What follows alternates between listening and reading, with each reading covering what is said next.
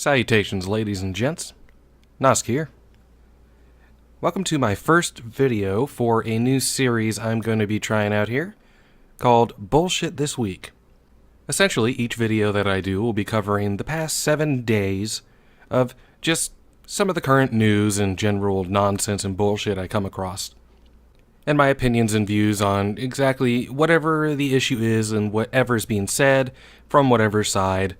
And sometimes I'll toss in some nonsense from probably my own Twitter feed and things like that, just to kind of clarify things a little bit. This format's going to be not really scripted, but more kind of wing it, so if it seems a little less refined than my other videos, then, well, now you know why. I'm not entirely sure if I want to do this on a weekly basis, similar to Sargon of Akkad's This Week in Stupid. Maybe I'll get to that point eventually. But since this is just kind of a starting point, we'll kind of see where it goes. And now, since we got the introductions out of the way, let's just start delving into some of the latest nonsense going on. First and foremost is the latest news that the U.S. healthcare tab has reached $3.2 trillion. That's $3.2 trillion that America is spending on healthcare costs per year on average. The healthcare spending has experienced its fastest rate of growth in 8 years. Now, a lot of people will be looking at these numbers and they'll be saying, well, yeah, these numbers are going to be up because, thanks to Obamacare, there's a lot more people in the system. There's a lot more people being covered by government assistance, Medicare, Medicaid, etc. And I'm sure part of that does calculate into it. However, what the majority of these sites and these sources seem to not really cover is the fact that it's still a shit ton of money. It is a lot more than we should be spending on our healthcare. The majority of news outlets and sources that are covering this issue, they don't really, I haven't seen too many of them, really kind of delve into it and really examine why the costs are so high. Now, anybody who actually does a little digging, a couple of really good points come up that could point in the right direction as to why our healthcare costs are so high. One of which being that here in the United States, prescription drug prices are extremely high.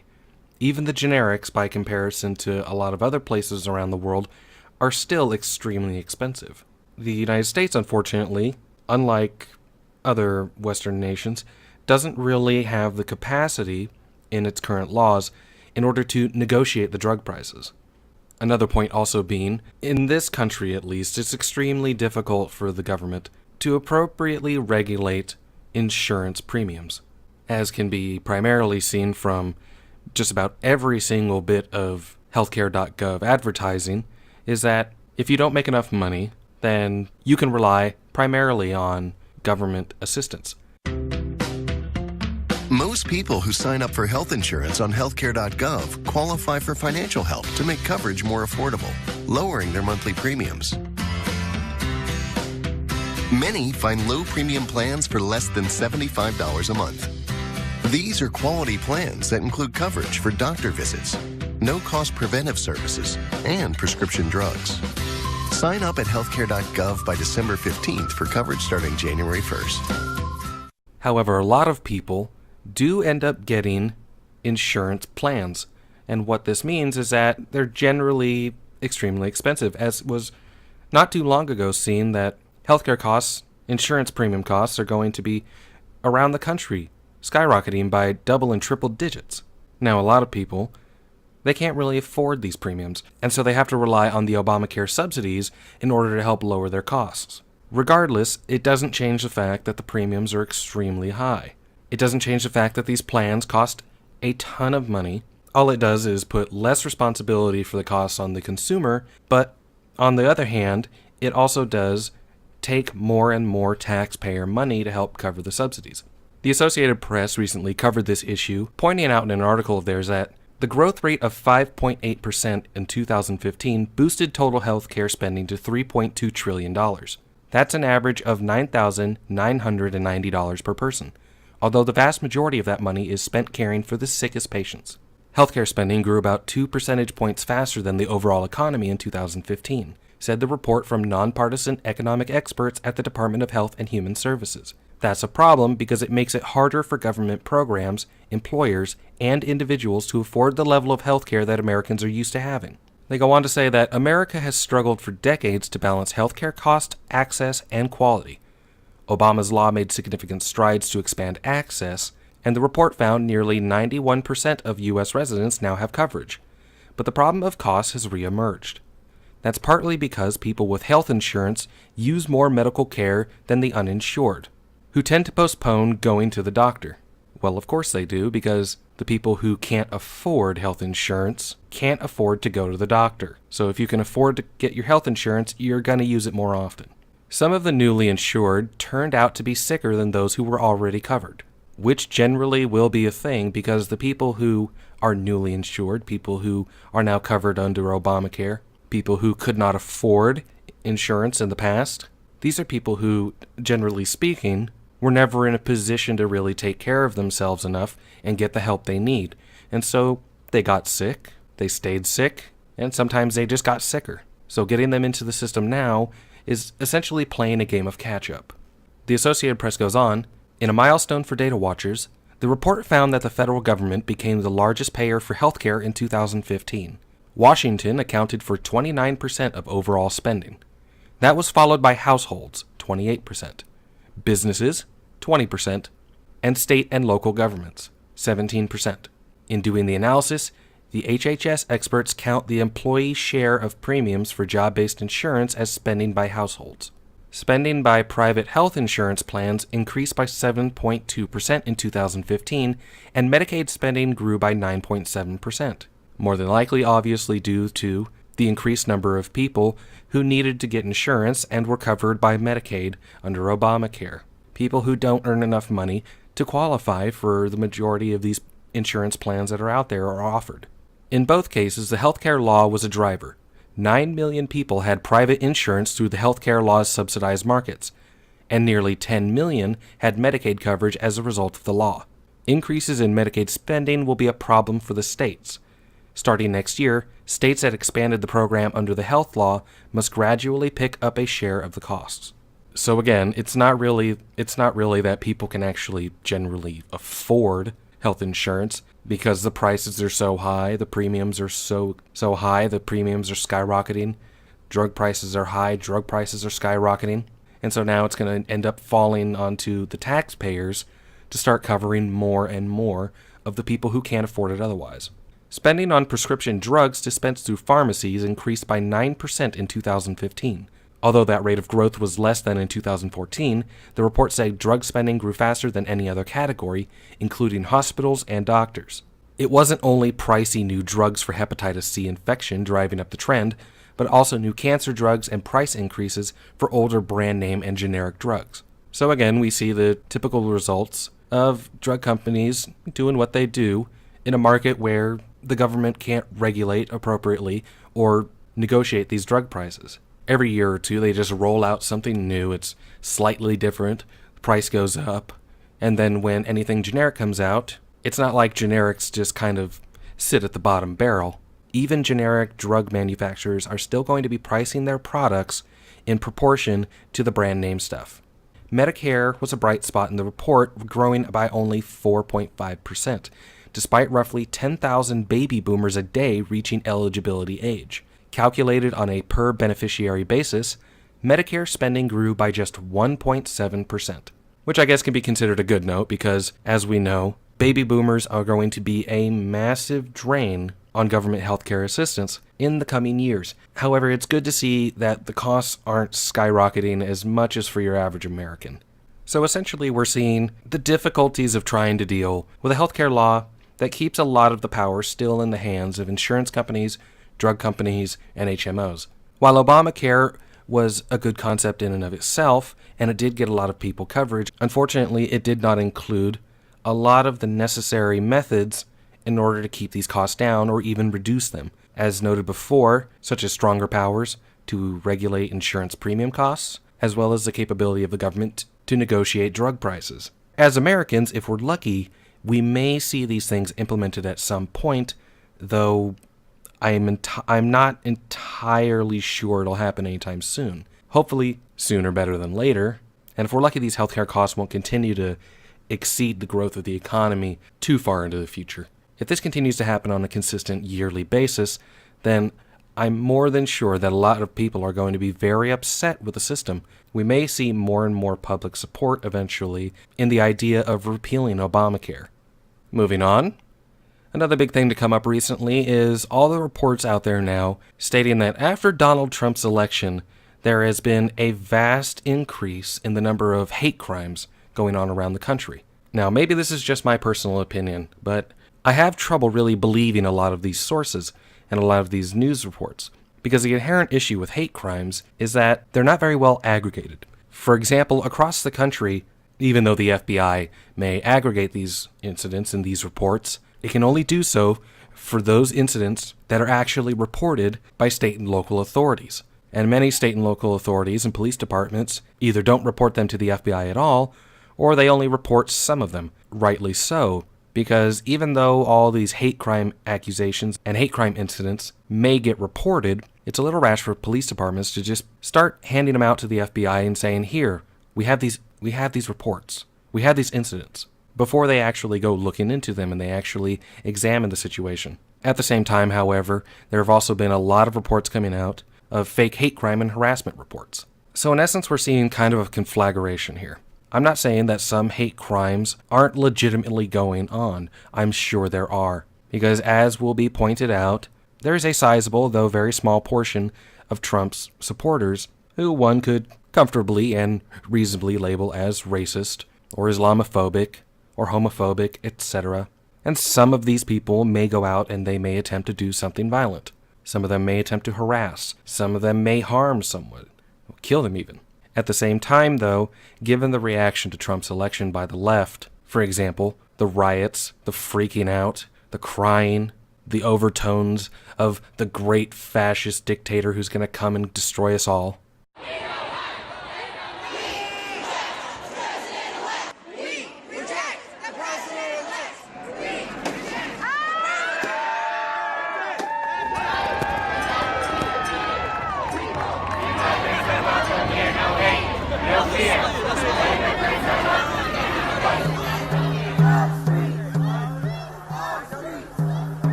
I can't even count how many people are here. It's impossible. My body, my choice. Racist, sexist, anti-gay. Donald Trump, go away. Stronger together. Stronger together. Stronger. It's also not surprising to see a lot of false reports going on, and hate crimes being inherently difficult to really pin down on a national basis, especially makes reports coming out clearly and outright saying, these are happening, these reports are up, you can't deny it. Yes, I can. I'm going to deny the majority of them. At the same time, I think it should also be noted that the very concept of a hate crime, it's a bit biased. What defines a hate crime? Well, in the United States in particular, almost every incident that you'll see labeled as a hate crime, if not all of them, is always in the instance of someone attacking or harassing a homosexual, or a transgender person, or a woman, or a person of color. Inherently in this country, we just seem to have this mentality that any kind of crime, any kind of violent activity, strictly motivated against white people, men, heterosexuals, is just kind of seen as, that's not important. That's not a hate crime. Because as we know, a hate crime is a prejudice-motivated crime, which occurs when a perpetrator targets a victim because of his or her membership in a certain social group. Now, last I checked, every last single individual on this planet is capable of prejudice. It doesn't matter what your sexuality is. It doesn't matter what your gender identity is. It doesn't matter whether you're male or female or whatever. It doesn't matter if you're black, white, Hispanic, Asian, etc. Everybody is capable of prejudice, and everybody is also capable of committing acts of violence based on that prejudice. Now, I know some people will turn it around and say, oh, no, people of color can't be racist because racism and prejudice, that relies on a system of institutional power, which white people have. All right, so redefining it. Now, I've noticed a lot of times groups such as Black Lives Matter, the protesters and rioters going around, Charlotte, North Carolina is a good example, going around beating up white people. Groups such as Black Lives Matter will go around and say, we're not racist, all while blatantly calling for the death of white people and cops, or even going so far as to run amok during one of their riots/protests, whatever you want to call it, and intentionally targeting white people for violence. Is that not a hate crime? I would have figured that it would be, because it is prejudice motivated. But a lot of people will be apologists about it. They'll dismiss it and they'll say, well, it may be prejudice motivated, but it's not racist. You see this kind of mentality and this kind of rhetoric from the regressive left, social justice types, Black Lives Matter. You see it all the time. They'll say, Black Lives Matter isn't racist. People of color can't be racist. In the same breath, they'll admit that people of color are capable of expressing racial prejudice or discrimination. They'll turn right around in the exact same breath and say, but that's not the same thing as racism. Well, funny enough, when you actually go and you look at what is the definition of racism, well, Merriam-Webster's got about 3 different definitions. A belief that race is the primary determinant of human traits and capacities, and that racial differences produce an inherent superiority of a particular race. A doctrine or political program based on the assumption of racism and designed to execute its principles. To be a political or social system founded on racism. The 3rd definition, racial prejudice or discrimination. Huh. That's funny. I thought these social justice types said that people of color can't be racist. They can be racially discriminatory and prejudiced, but that's not the same as racism. But there it is. Racism is racial prejudice or discrimination. Huh. Well, I think they might actually want to go back and re-examine their entire line of reasoning because reality just doesn't seem to agree with them. So as to the issues going on with all these reported hate crimes after Trump's election, I take it with a very fine grain of salt because I'm sure some of them are genuine. I'm sure plenty of them are not. And as for the rest, well, we can't really tell yet because they're just reports. And reports have to be investigated, reports have to be substantiated. So we'll see what the numbers really show after the authorities actually look into these things.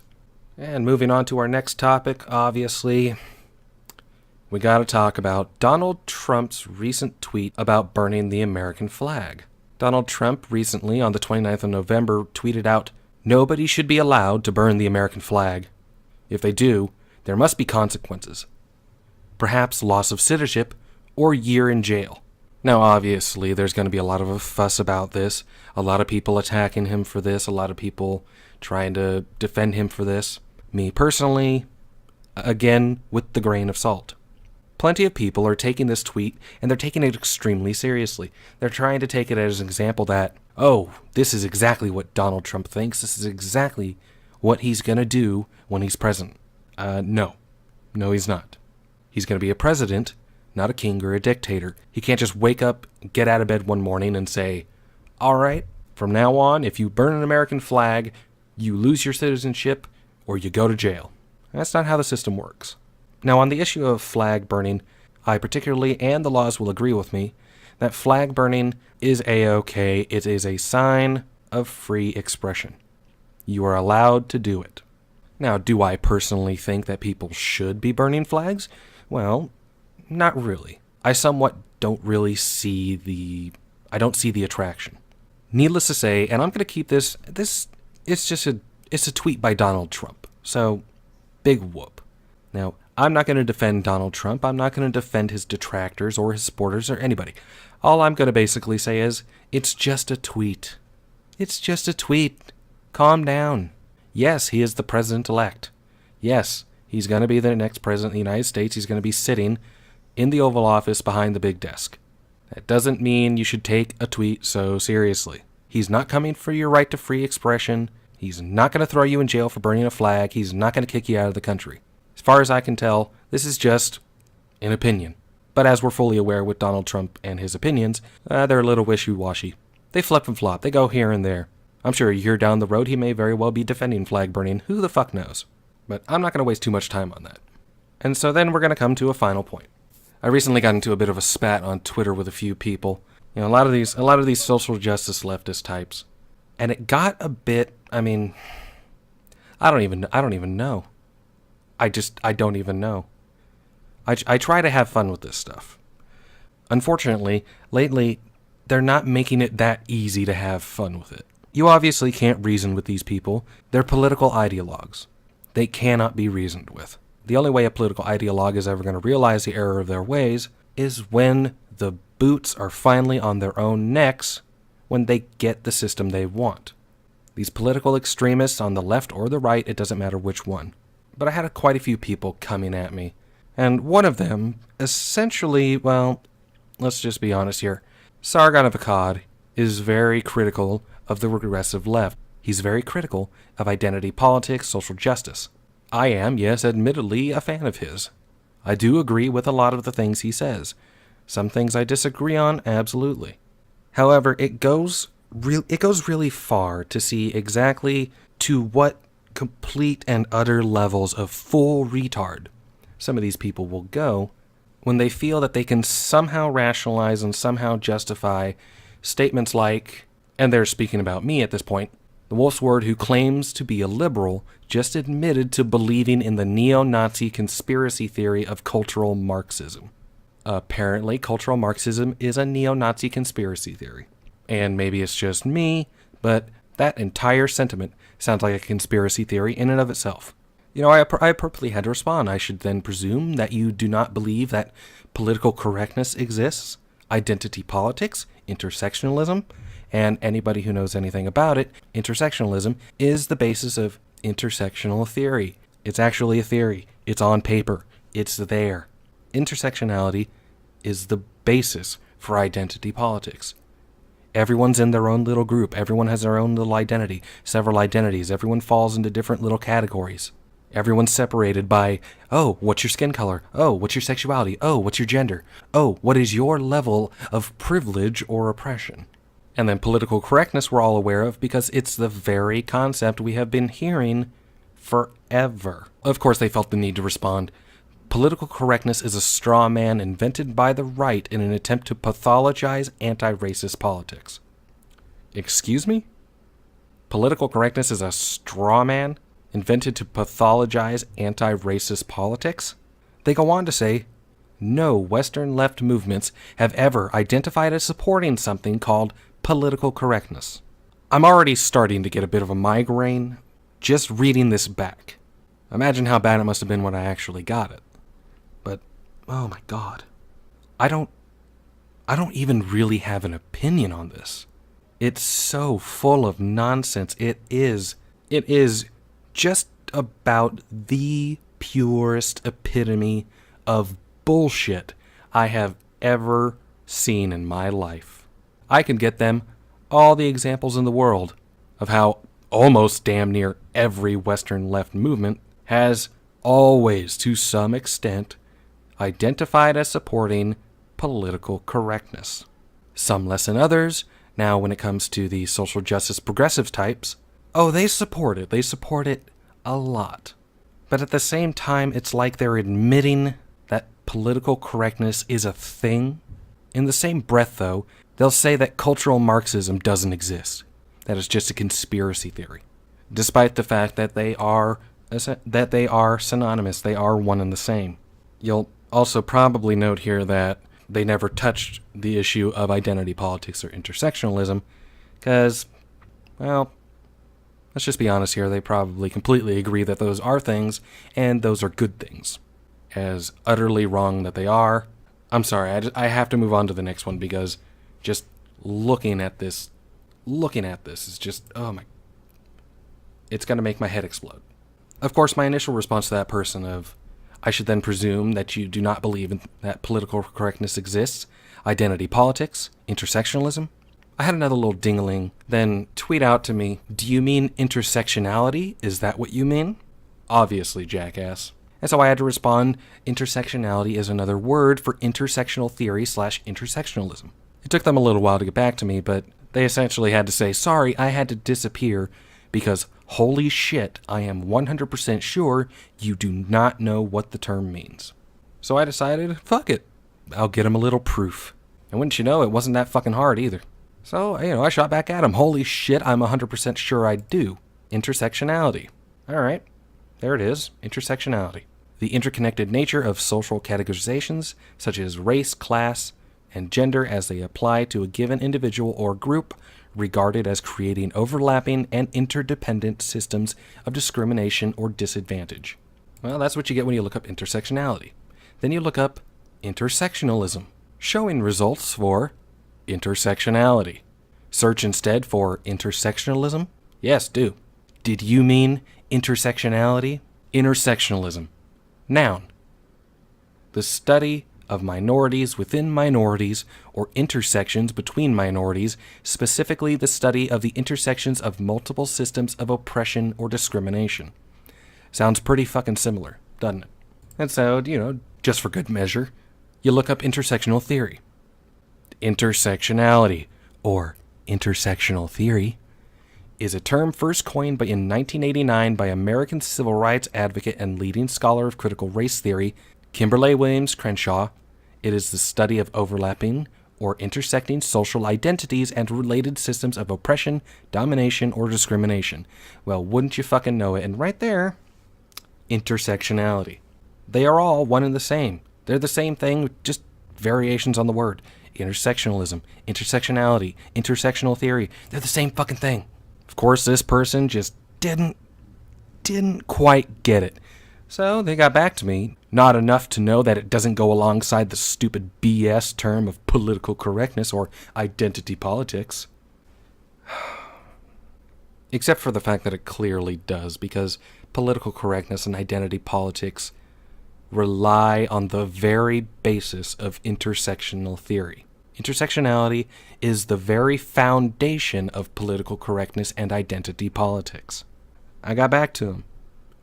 Enough to know it is a tool used by the progressive left in conjunction with PC identity politics in promoting social justice. And of course I wait, and do I get a cogent response? Do I get a rebuttal? Are we going to continue this debate? Of course not. Because once you've reasoned these people into a corner, they really don't have anywhere to go, so they dig. They dig deep, they hunker down, or they just run away. So all I got out of this person was, sure it is. Okay, then don't address my point. Don't give me a rebuttal. That's understandable. I mean, when you got nothing to go off of and you have no basis for your rebuttal, when you're just spewing talking points. I'm sorry, but these labels exist for a reason. They exist as descriptors of exactly what you're pushing, of exactly what your political ideology is, of exactly what your political ideology is attempting to enforce, is attempting to convince others of. They're not conspiracy theories. They're not horse shit. They're not nonsense. They're not bullshit. They're descriptors. And your ideology falls right into them. I'm sorry that these things apply and you don't like them, but just because you don't like them doesn't mean they don't apply. But that's really all I have for today, folks. Again, sorry if this seemed less refined, less clean than any of my previous videos or anything. This is all completely unscripted. I'm just rambling. I'm just going on. I'm just talking about shit. That's it. I'm not trying to make some big fancy thing here. I'm just finding some nonsense and I'm going on about it. But hey, if you kind of like the format, if you enjoy the fact that it's a bit more fluid, then by all means, let me know. Maybe I'll start incorporating that a little more into my other videos. But either way, that comes to the end of this video. Thanks for watching the first ever video on Bullshit This Week. If you would like to see more stuff in the future, by all means, feel free to hit that like button, subscribe to the channel. If you want to go down into the description box, there are also some other links there, including my Patreon page as well as an Ask.fm page where you can send me any questions you want, and I will respond to them. These responses can be seen either via my Twitter, which will be provided below, And if your question is sufficiently interesting to me, then I may even include it in a future video as a response. But that's all we got time for today. Hope you all enjoyed. This has been the Word from the Wolf. Woof woof, motherfuckers.